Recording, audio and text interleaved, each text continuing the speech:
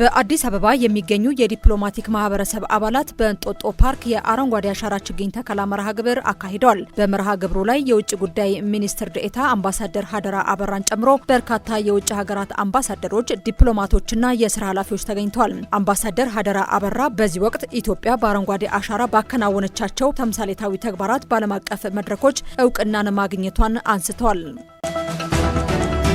የ2018 የትምህርት ዘመን የ12ኛ ክፍል ማጠናቀቂያ ሀገር አቀፍ ፈተና በዛሬው ዕለት መሰጠት ተጀምሯል። የትምህርት ሚኒስትር ፕሮፌሰር ብርሃኑ ነጋ አብርሆት ቤተ መጻሕፍት የፈተና ማዕከል በመገኘት ሂደቱን በይፋ አስጀምሯል። ፈተናው በተለያዩ ዙሮች በኦንላይንና በወረቀት እስከ ሐምሌ 16 ቀን 2018 ዓ.ም ድረስ ይሰጣል።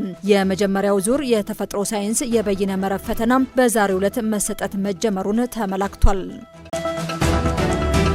ኢትዮጵያን ከካርበን ግብይት ተጠቃሚ ለማድረግ የአረንጓዴ አሻራ መርሃ ግብር ትልቅ አስተዋጽኦ እያበረከተ ነው አለም የግብርና ሚኒስቴር ዴኤታ ፕሮፌሰር ኢያሱ ኤልያስ በዚህ ወቅት እንዳሉት የአረንጓዴ ኢኮኖሚ ግብን ለማሳካት የአረንጓዴ አሻራ መርሃ ግብር ትልቅ ውጤት እያመጣ ነው። የፕላንና ልማት ሚኒስትር ዴኤታ አቶ ስዩም መኮንን በበኩላቸው የካርበን ግብይትን ተግባራዊ ለማድረግ ዘላቂ የአረንጓዴ ልማት ስትራቴጂ መዘርጋቱን እወቁ ብሏል። ኢትዮጵያ ከካርበን ግብይት ተጠቃሚ ለመሆን የህግ መሰረት እንዲኖራት ለማድረግ አዋጅ መዘጋጀቱን አመላክቷል።